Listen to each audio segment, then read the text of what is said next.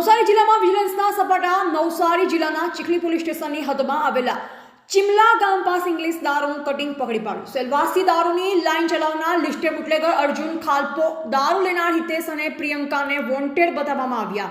31st નજીક આવતા દક્ષિણ ગુજરાતમાં દારૂની રેલમછેલ થાય છે, જેને રોકવા માટે સ્થાનિક પોલીસની સાથે સ્ટેટ મોનિટરિંગ સેલ પણ એક્ટિવ બની છે।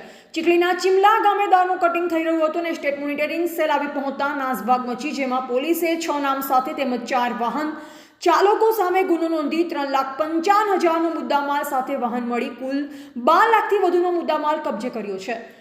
ચીખલીના ચિમલા ગામના ઉગામણા ફળિયામાં બુટલેગરો દ્વારા દારૂનું કટિંગ કરવામાં આવતું, તેવામાં સ્ટેટ મોનિટરિંગ સેલના અધિકારીઓ અને પોલીસ કર્મચારીઓ દરોડા પાડ્યા। પોલીસને જોતા બુટલેગરોમાં નાસભાગ મચી, જેમાં 6 આરોપીઓ ભાગી છૂટવામાં સફળ રહ્યા હતા।